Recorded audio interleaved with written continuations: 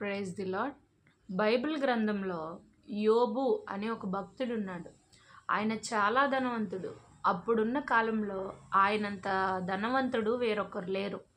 ప్రతి విషయంలో ఆయన బాగా ఆశీర్వదింపబడినవాడు. అంతేకాకుండా అంతకు మించిన విశ్వాసం ఆయనకుంది. ప్రతిరోజు కృతజ్ఞతాస్తుతులు చెల్లించేవాడు. అయితే దుష్టుడంటాడు దేవునితో, "నువ్వు ఆయనకు అంత ఆస్తి ఇచ్చావు కాబట్టి అలా స్తుతిస్తున్నాడు.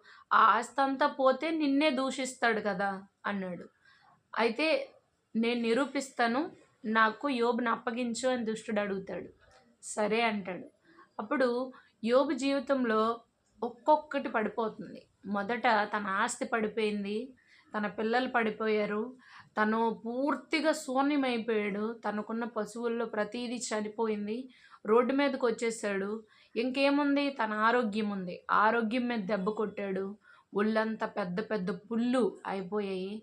చిల్ల పెంకు పట్టుకొని అవి అలా గోక్కుంటా ఉంటున్నాడు. అప్పుడు యోబు భార్య వచ్చి ఇలా అంటుంది, "ఇంకా దేవుణ్ణి స్తుతిస్తున్నావంటే సిగ్గులేదా? దేవుడిని దూషించి చచ్చిపోవచ్చు కదా, ఇంకెందుకు ఆ బతుకు" అని అన్నది.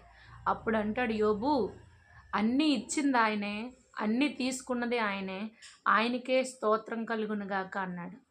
ఇంత విశ్వాసం ఎక్కడుందండి నేటి జనంలో?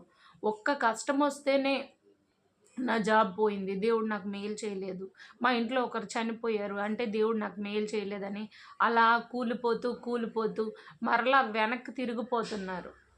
అలాంటిది అంత విశ్వాసంతో ఆయన ముందుకు సాగాడు. చివరగా ఏమైందో తెలుసా? ఆయనకి ఎంత ఆస్తి ఉండేదో ప్రతి దాంట్లో రెండింతల ఆశీర్వాదం యోబు పొందుకున్నాడు. యోబు చూడలేదా ఆయన్ని? అంతా చూశాడు, ఆశీర్వదించాడు, తోడుగా ఉన్నాడు.